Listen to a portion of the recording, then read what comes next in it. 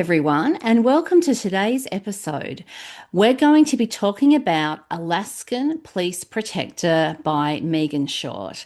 So, this one is romantic suspense. It fits within the Christian fiction category and it's part of the love inspired suspense line of Christian romantic suspense short novels as well.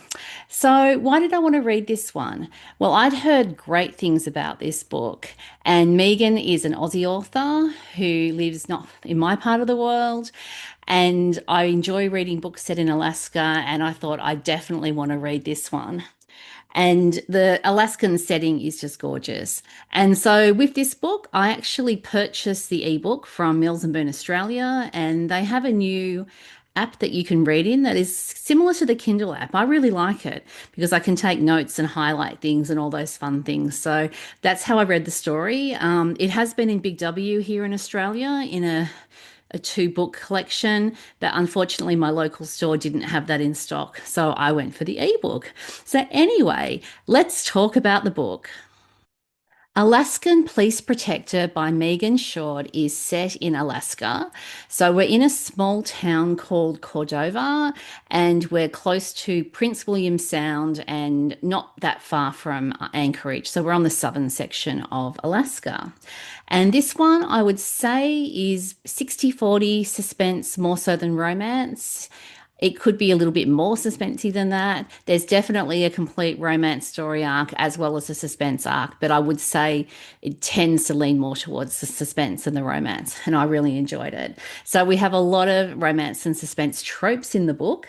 We have danger, we have high octane, action-packed suspense. Like this book, there is something going on all the time. So you keep turning the page and keep turning the page to find out what happens next.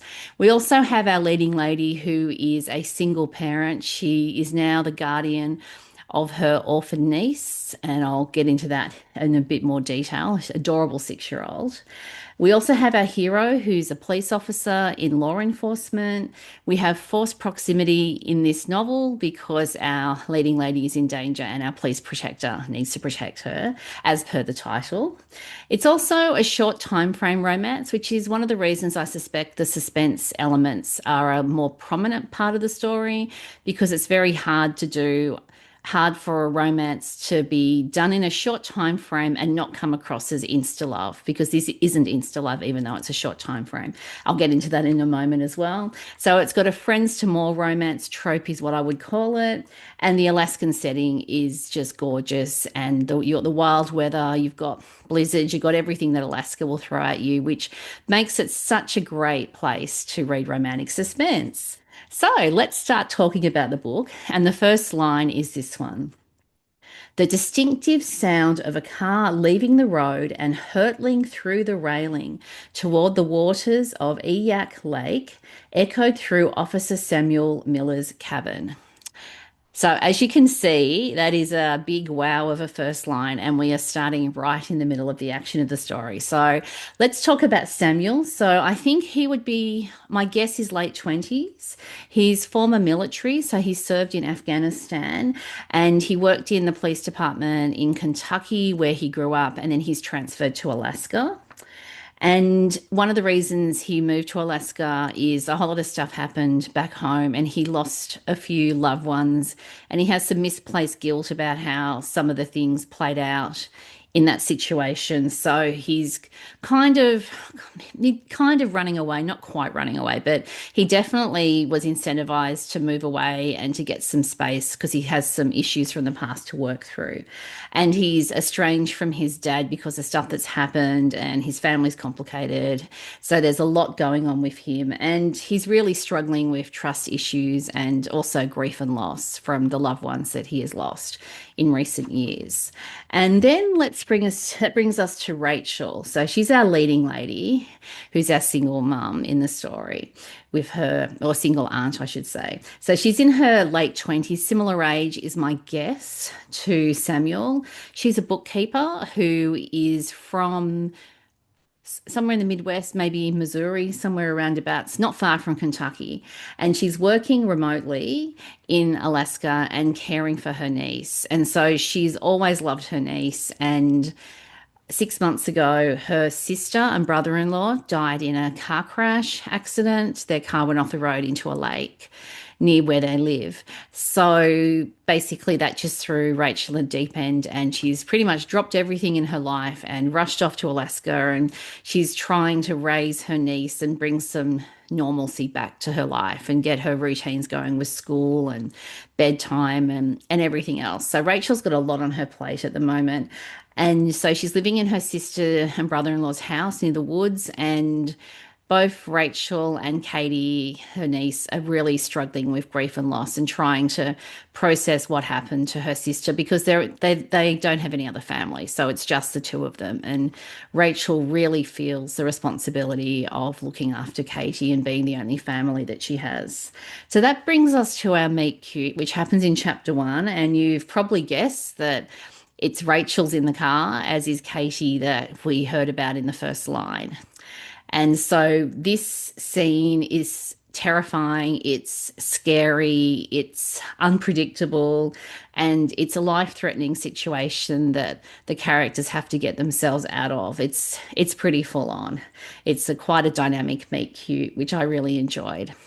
And then you just keep the reading because this is what this story is action packed. And so you start at the beginning and something happens, you keep reading and something happens, and then more somethings happens, and there's a lot of danger and action in the story, which I loved. And the characters, there's a lot of problems that they're dealing with. Rachel's in danger. It doesn't take her long to realize that she is most likely the target and that someone is trying to kill her. And a whole lot of stuff happens that reinforces this belief. And she's also concerned because she's not convinced that what happened to her sister and brother in law is not connected to what's happening to her now, but she has no idea how or why that could be possible because it doesn't make sense. So that's really where our mystery in the story comes in. And she's really like Samuel. She does feel guilty about stuff that's happened in the past as well. And she's got her own issues that she's got to overcome in the story and her own set of emotional baggage. And he's dealing with misplaced guilt with stuff in the past. And both of them have trust issues for different reasons. With Rachel, it would go back to her family of origin and the way that's set up. There's some very unique, how can I put it? It's a very unique situation, and it was a hard situation, and she has a lot of unanswered questions from her past as well that she's grappling with and dealing with in the story. And she's also dealing with grief and loss as well, like Samuel is. So there's a lot of emotional baggage that needs to be unpacked and sorted out in the story. Now, I absolutely loved it. The suspense plot was fabulous. The stakes keep getting raised and keep getting raised, and it's high octane, and there's just so much going on. It was just such a fabulous read. And I appreciated how the romance played out. So they really do become friends. I think it's the forced proximity seems to do that. People, when they're in danger, they bond and they learn to trust each other pretty quickly because they need to trust each other for survival. And I just loved how their friendship formed and how that was heading into something more potentially if they can overcome problems and issues that are going on, including the danger in the story, but also emotional issues that they have to deal with as well. And Katie was just adorable and she was so brave in the story. And I just loved her. It's so fun when you have kids in the story. And she was going to school and trying to recover from a really awful, tragic loss. Like it was just awful what she was dealing with having lost her parents with no warning. And Rachel's really trying to fill the shoes of her sister and brother-in-law, which is a pretty big ask as well, because they were doting parents that just adored their little girl. And it's quite a heartbreaking situation they're dealing with. And the Alaskan setting was just gorgeous. You've got the small town, you've got the community, you've got the people that chip in and help when help is needed. And the side characters were great and they were very important for the story as well. And I just loved how the suspense and mystery threads all came together. And I didn't pick what was going to happen. I just kept reading to find out exactly what was going on, to work out why Rachel has someone trying to kill her.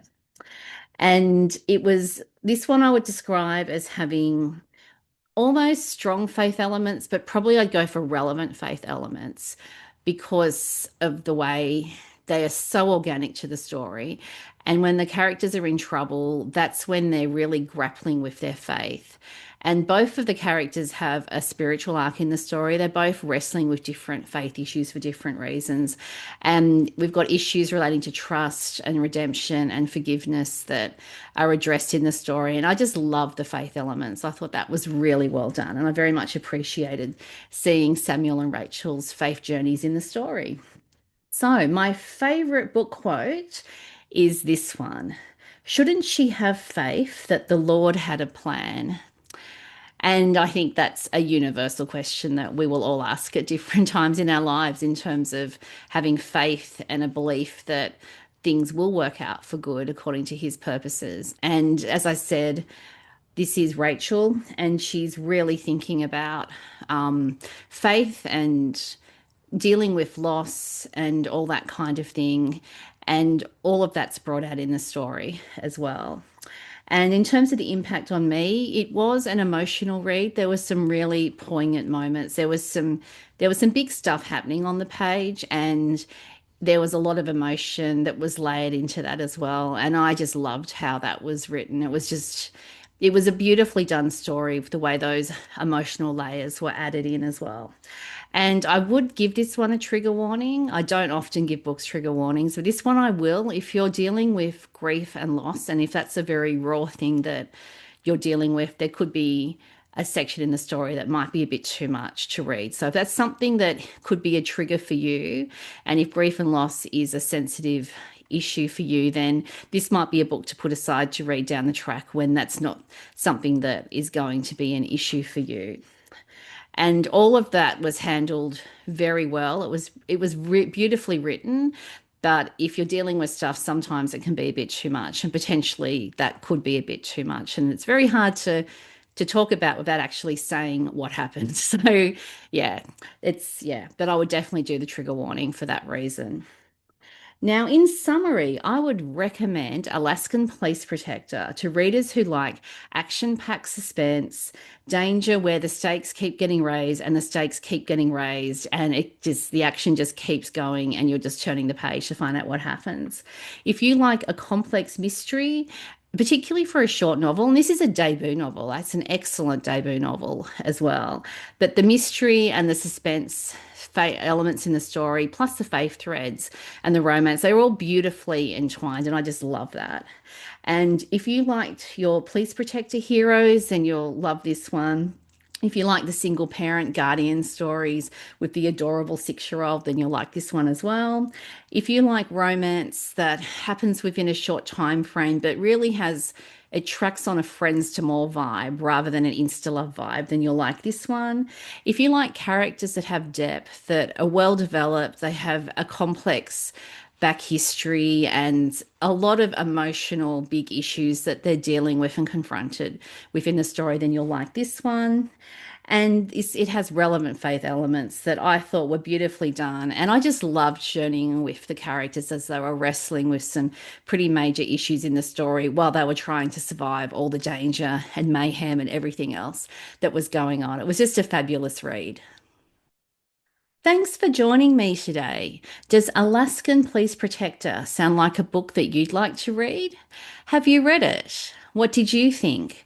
You can let me know. If you're listening on the podcast, you can send me a text via a link in the show notes. If you're watching at YouTube, you can like the episode and leave a comment at YouTube. You can also email me via my website. I have a contact form, and that's at narelleatkins.com. And please subscribe if you've enjoyed listening to this episode. And you can subscribe at your favorite podcasting app, or you can subscribe at YouTube, and then you'll get a notification of when I drop new episodes so you won't miss any. And if you've enjoyed this episode, please share it with a friend, especially a friend who likes romantic suspense and enjoys reading the love-inspired suspense line of books, which are a great line as well. And the book I mentioned, there's links in the show notes to my book recommendation for Alaskan Police Protector on my blog as well. Thanks for tuning in, and see you next time.